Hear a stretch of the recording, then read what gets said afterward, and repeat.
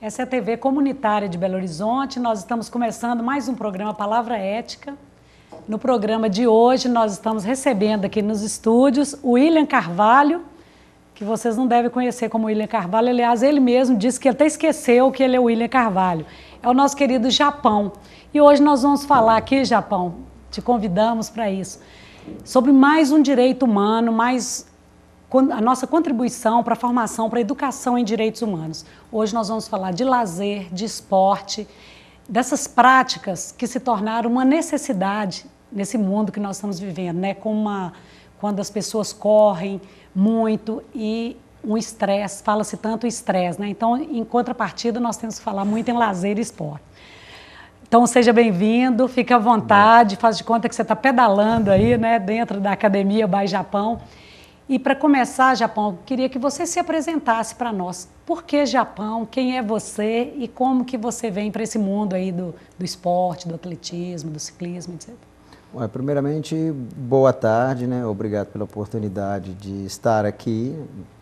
E, na verdade, eu tive a minha trajetória, na verdade, ela veio e sempre foi o esporte, né? Então, você é de Belo Horizonte mesmo, Japão? Eu sou de Belo Horizonte, nascido e criado, eu nasci no Prado e fui criado lá por um bom tempo e depois do Prado eu saí para morar fora. Mas nesse período em que eu morei aqui, na verdade, eu vim de uma educação, daquela educação bem familiar mesmo, em que todos são unidos, aquela coisa toda. O Prado tem muito militar, né? Você é de família de militar ou não? Por coincidência, né, a minha mãe, sim, né, o meu avô, que na verdade eu não cheguei a conhecê-lo assim em vida, ele era militar. Sim. Eu estudei, inclusive, uma parte também no Colégio Tiradentes. Até porque justamente isso, na minha rua eram todos, ou era secretário, mas que já tinha vindo da carreira militar naquela época, e o militarismo naquela época também, ele estava mais à vista, mais exposto. Então, sim, todos os meus amigos eram isso, ou eram filhos de militares, ou estavam ingressando na carreira militar. Sim, mas com quantos anos que você tem contato com o esporte e você se torna Porque inicialmente você se torna um atleta. Isso, eu comecei, na verdade, o seguinte, a princípio era só uma atividade física, porque foi a razão de eu ter recebido esse apelido de Japão, porque eu era extremamente obeso, né? E a minha incrível, obesidade... quem te vê hoje não vai falar que você não, foi nem obeso. brinca, né?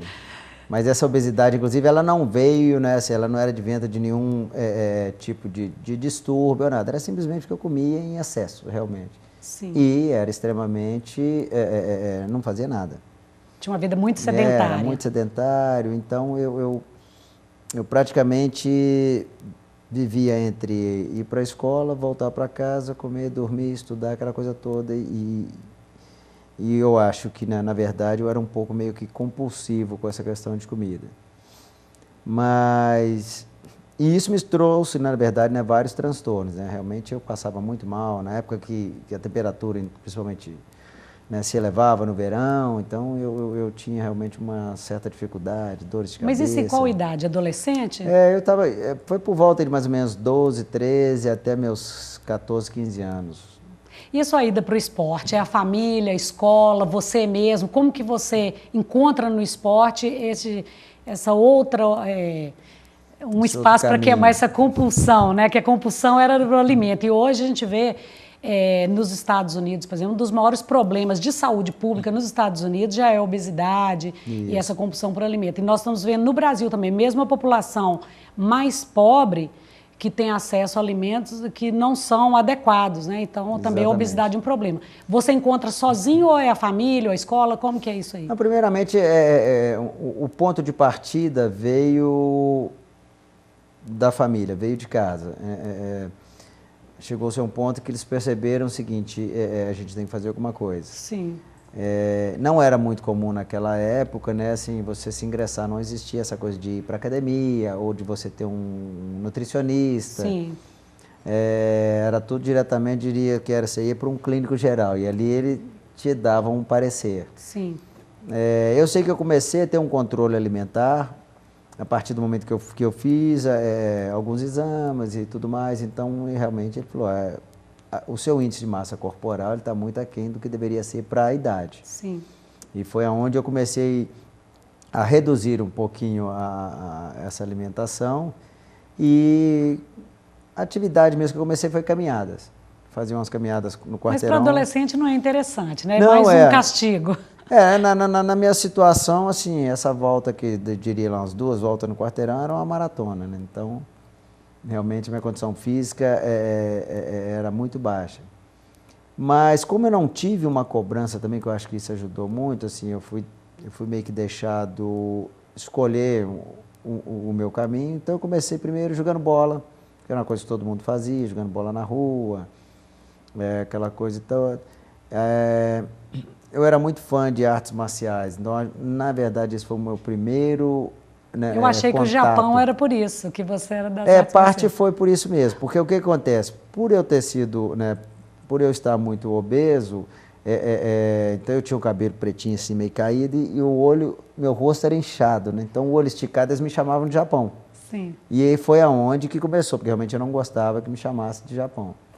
Sim. Mas, mas onde que você encontra o prazer aí com o esporte? Pois foi momento? Justamente quando eu ingressei numa coisa que eu queria, que era artes marciais. Naquela época, assim, o esporte da época era artes marciais. Eu comecei a fazer, eu me lembro, taekwondo, que tinha também se ingressado no Brasil, era recente no Brasil. Sim. Nem era um esporte olímpico, nem nada. E dali eu comecei a tomar gosto. Então eu comecei a ir mais vezes para treinar, eu comecei a ter uma certa disciplina que eu não tinha anteriormente. Então aí foi um marco inicial. Depois eu adicionei Kung Fu também, que tinha acabado de chegar, principalmente a Belo Horizonte, eu diria. Sim. E com isso, eu comecei a ter mais contato com os meninos na rua, aquela coisa toda. Foi onde, aí sim, eu passei a praticar o esporte do ciclismo.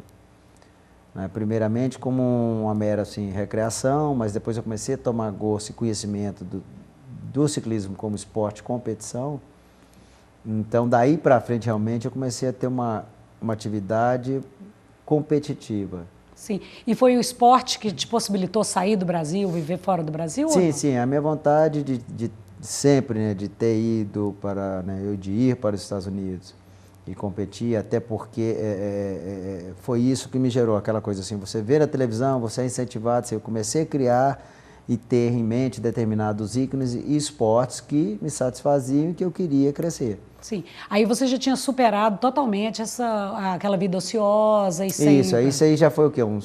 Porque, na verdade, eu perdi bastante peso muito rápido. Sim, porque não era um problema. Foi no prazo aí de 1 ano e meio, eu já tinha perdido muito. Sim. E já estava numa outra fase que era, tudo que eu queria era competir.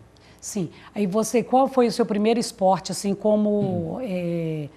vamos dizer, não seria profissional, mas como atleta, com isso, preparação como esporte atleta foi o ciclismo. Né? Apesar que eu fiz e disputei alguns campeonatos mineiros e até cheguei brasileiro de taekwondo. Representando alguém. Isso, né? Na verdade, na época ainda não era uma federação formada, então né, assim, a gente chamava, foi campeão brasileiro. Sim. Na categoria, mas ainda não existia ainda a federação. E por Minas Gerais você representou, Belo Horizonte, você representava quem?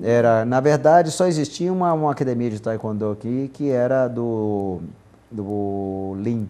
Sim. Que era um coreano que tinha recentemente Então você começa a competir no taekwondo. Isso, exatamente. Sim. Mas aí a sequência que eu dei realmente começou a ficar mais sério foi no ciclismo. Ciclismo. E também você competiu fora. Isso, aí o ciclismo que eu fui, fiz mais provas fora, participei de vários eventos. Depois, né, anos mais tarde, aí eu dei uma modificada entrando também comecei a correr. E depois a corrida já me levou a ter um interesse pelo triatlo, que eu fiz por uns bons anos. Eu fiz triatlo de 82 a 89. Sim. O Japão muda uma concepção de esporte, você, quer dizer, década de 70, década de 80, 70 você já estava... Isso. Mas 80 intensifica... Há uma visão diferenciada do esporte, da prática, do atletismo, inicialmente, assim, para você, e como você vê hoje o esporte, as práticas? O que muda para você nesse aspecto? Eu acho que, para mim, num quadro geral, o esporte mudou tudo, né? A gente veio de uma cultura que, na verdade, assim, o que era considerado esportes era o futebol. E você via muito mais naquela pessoa de competição, né? Hoje ampliou muito esse horizonte. Então, via o futebol, o que mais? Vamos ver. Assim, o futebol, eu acho que era o esporte mais praticado aqui, tido como um esporte, né? Depois, eu acho que veio o vôlei, que eu acho que acrescentou pouco. Então, você é de uma geração também que participou dessa abertura de horizontes para os esportes, né? Não, com certeza, porque da minha turma, eu vejo hoje, tem muitos aí, você vê, tem o Djalma Madruga, apesar de que não era mineiro, mas a gente... era um número tão pequeno de atletas no Brasil, assim, digamos, que você conhecia todo mundo, todos se conheciam. Então, eu acho que deles, cada um com aquele seu ideal, mas sempre voltado para o esporte e de uma maneira geral, para expandir isso para as outras pessoas, né? O esporte começou a tomar um outro rumo no Brasil, que eu acho que começou a se profissionalizar. Não só se profissionalizar, mas também o esporte começou a ser conhecido como uma forma de inclusão social, dessa questão do bem-estar. Sim. Né, então começou a tirar aquela visão que quem pratica esporte é quem compete. Porque se pensar logo após a década de 50, 60, no contexto de Guerra Fria, então, por exemplo, o bloco da União Soviética querendo fazer aqueles super atletas, do outro lado também os capitalistas, e as Olimpíadas e as competições sendo usadas muito mais com aquela visão de um super atleta, um super homem, né? Hoje nós vemos que assim, ainda tem esse esporte de resultado que é forte, mas existe uma massa, não, Japão, que você também é protagonista dessa história. Isso que eu acho que é o que a gente chamaria, na verdade, fugindo um pouco do esporte, e entraria na questão atividade física. Atividade física. Né? Que eu acho que aí é o seguinte, aí as pessoas começaram a entender que a questão saúde está ligada diretamente a uma atividade física. Né? Hoje a pessoa, né, para ter uns bons hábitos, eu diria saudáveis, né, ela inclui não só alimentação, mas aí vem a atividade física. Sim. Para você ter um bom rendimento no trabalho, no seu dia a dia, a atividade física é um meio de dissipar aquele estresse, aquela tensão que todo e qualquer trabalho, qualquer atividade gera. Sim. Nós estamos, então, aqui na TV Comunitária, no programa Palavra Ética, conversando com o William Carvalho, mas em Belo Horizonte todos nós conhecemos como Japão. O Japão, ele lidera, é uma das pessoas mais conhecidas em Belo Horizonte e aqui na região metropolitana, porque vocês também, lá na academia e nos projetos, né, que o Japão é uma das lideranças, também promovem diversas atividades aqui na região metropolitana de Belo Horizonte. E nesse primeiro bloco, então, nós falamos aí sobre uma história de vida. Para superar um problema de sedentarismo, de obesidade, acaba o Japão indo para o esporte e hoje está aí nos ensinando outras perspectivas que nós temos aí no esporte. Nós vamos fazer um pequeno intervalo e daqui a pouco nós voltamos com o segundo bloco, Japão. Nós vamos falar hoje, depois, agora no segundo bloco, sobre a sociedade, os projetos também que você tem aí pela frente. Nós voltamos em 1 minuto.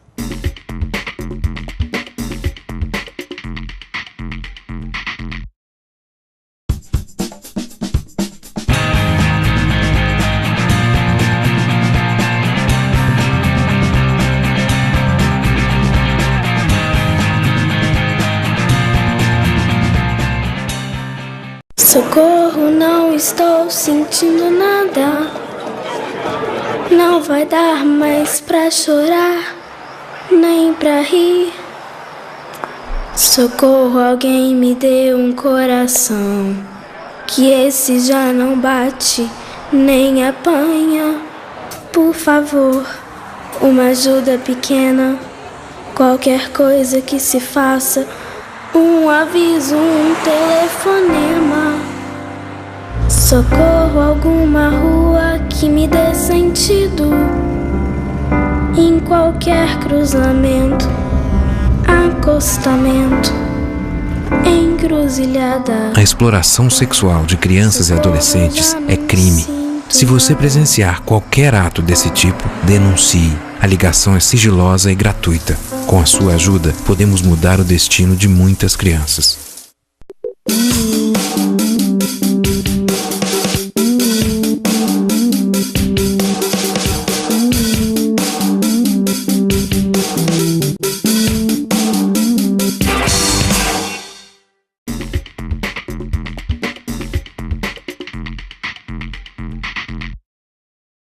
Então, nós estamos começando o segundo bloco do nosso programa Palavra Ética. Eu sou Delze Laureano e neste programa nós estamos aqui conversando com o Japão. O Japão é tranquilo, né? Quem pratica esporte e leva a vida, né, equilibrada, aí, físico, a mente, a gente vê a serenidade.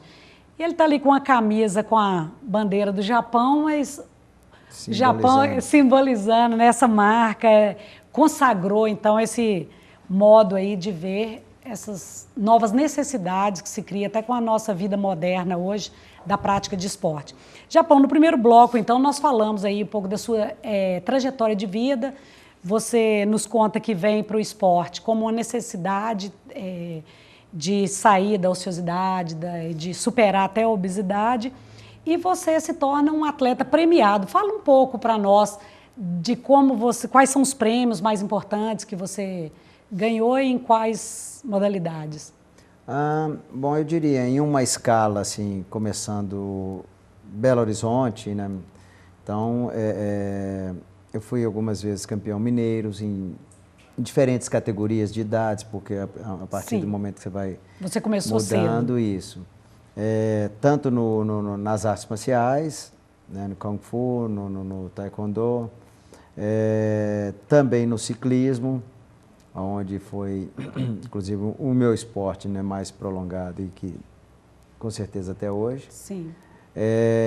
A partir do momento que eu saí do Brasil, né, eu fui para Massachusetts, onde, competindo pelas equipes locais e tudo mais, eu também ganhei os campeonatos, algumas etapas de provas importantes, assim como também provas no geral, que foi do campeonato americano, do NCAA, e culminou com, eu diria, para mim, o marco maior, o campeonato mundial na Áustria,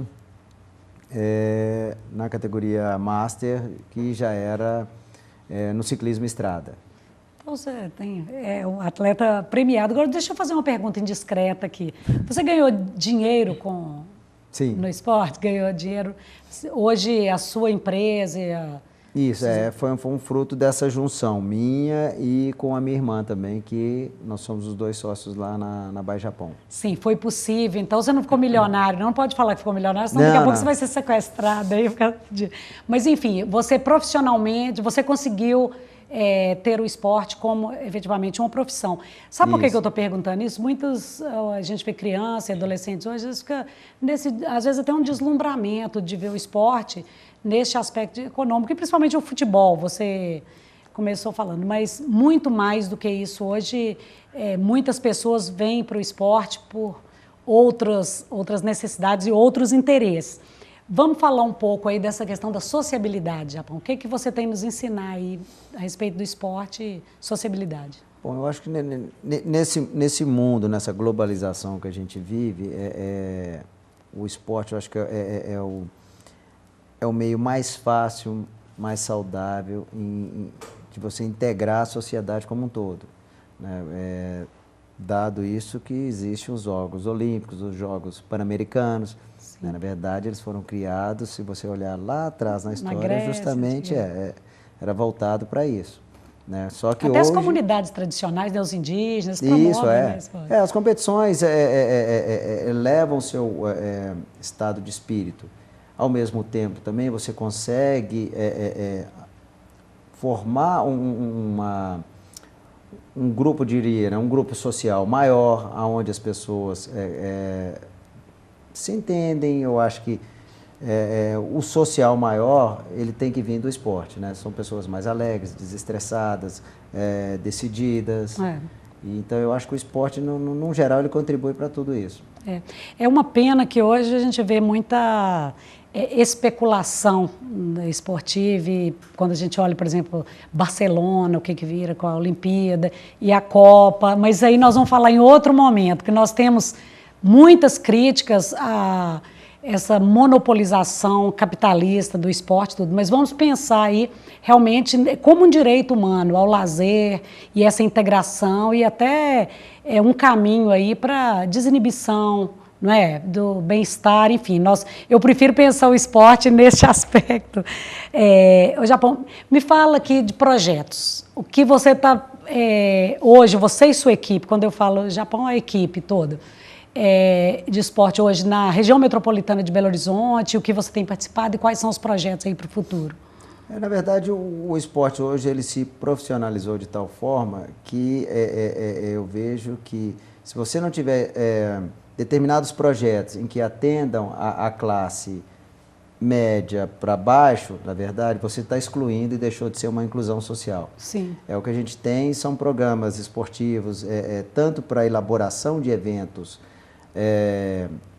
de grande porte, eu diria, onde você vai trazer atletas de ponta e tudo mais, mas que ofereça a oportunidade para essas pessoas, né, de baixa renda estarem participando e tendo, na verdade, uma formação dentro do esporte que vai tirá-los de um outro pensamento, né, digamos, que venha desvirtuar a carreira da pessoa. Sim. Então, eu acho que através do esporte, a nossa ideia é essa. Junto com a prefeitura, a gente vem elaborando alguns eventos, né, algumas clínicas. Você está falando da Prefeitura de Belo Horizonte. Isso, mas, de um modo geral, tem uma receptividade, existe uma grande demanda. Tem aumentado muito, né, Japão? Muito, muito grande.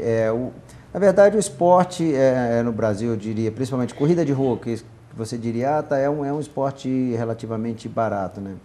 Mas nem tanto. Sim. Então, eu acho que cabe a nós, organizadores de eventos e tudo mais, e até mesmo profissionais da área de educação física, e, enfim, dar uma parcela de contribuição, né, para esses que realmente não podem participar. Assim, o evento cresceu, mas cresceu, eles não podem ser deixados de lado. É o caso do futebol, né? Os entradas acabam ficando muito caro e... Porque, né, na verdade, hoje o esporte, o futebol e tudo mais virou uma empresa. É uma empresa. Agora, no caso da corrida de rua, você também tem que ter todo um aparato, né, de segurança, etc. Mas é possível você elaborar projetos que incluem, que realmente haja maior participação. Isso, não, com certeza. A gente tem vários projetos que alguns já estão a pleno vapor, eu diria, e outros que a gente, né, tem assentado junto com autoridades para ver qual o melhor meio, qual o melhor caminho para a gente estar executando. Mas a gente trabalha fora a periferia, a gente vem trabalhando algumas atividades que, na verdade, vai fazer com que a pessoa se sinta privilegiada, se sinta parte, né, deste grupo que vem crescendo e que não foi deixado de lado. Que bom. Ô, Japão, você que tem essa experiência aí de obesidade na infância, no início da adolescência, e você me falou que o esporte vai de menos de 8 a mais de 80, né? Qual é a mensagem, o que você gostaria de falar para as pessoas que ainda não aderiram a alguma atividade física? Eu acho que isso vem sendo, na verdade, é uma mudança cultural, né? Assim, tudo que é novo, né, existe uma resistência. Aí sim, existe aqueles mitos também que muitos ainda cultuam. Então, eu acho que é o seguinte, o que eu diria é que nunca é tarde para se começar, principalmente na atividade física. Eu tenho amigos que começaram aí com 60 anos de idade, hoje tem participado de provas como maratonas, né? Eu tenho um amigo bem próximo nosso que ele começou com 60 anos, não, 52, ele já perdeu 54 quilos, né? Então ele saiu de uma vida extremamente sedentária para uma outra que a atividade agora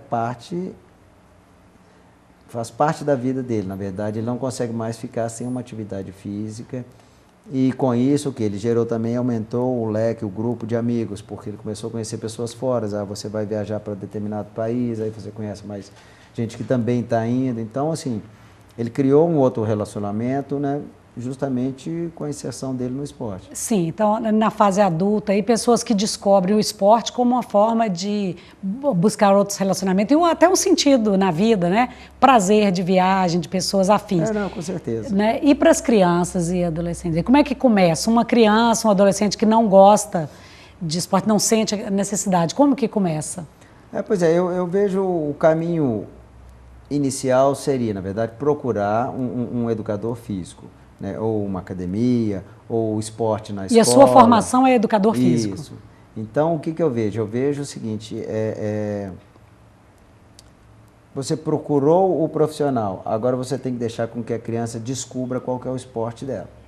Não adianta, às vezes você, eu era ciclista, então eu quero que, meu filho tem que ser ciclista a todo custo. Né? Na verdade, você vai começar, na verdade, a afastar essa criança da atividade física, porque ela vai ser forçada a fazer o que ela não gosta.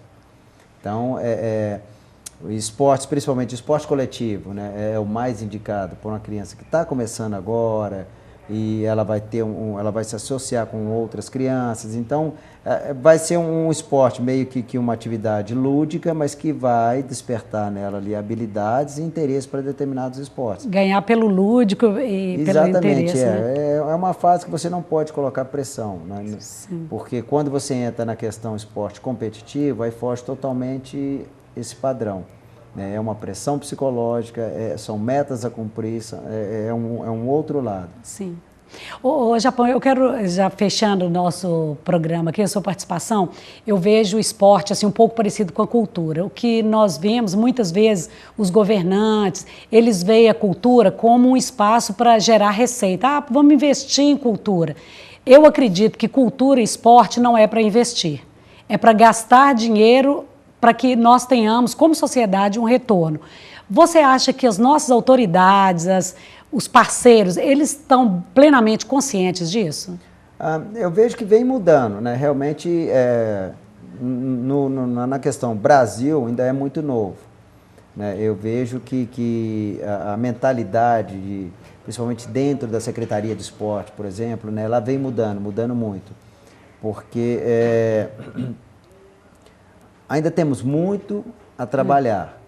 Mas... Porque se a gente ficar só pensando no retorno e econômico, é uma burrice, vai me desculpar, mas é burrice. Nós temos que ter políticas do esporte. Né? Exatamente, tem que ter políticas de cultura e de esporte. Exatamente, eu acho que tem que ter um foco maior para esse lado, e talvez agora com a vinda da Copa do Mundo, Olimpíada, essas necessidades se tornam maiores. Então a gente vê que, na verdade, é o seguinte, a gente não investiu no esporte. Né, nesses anos todos, mas a gente também não pode ficar agora parado reclamando.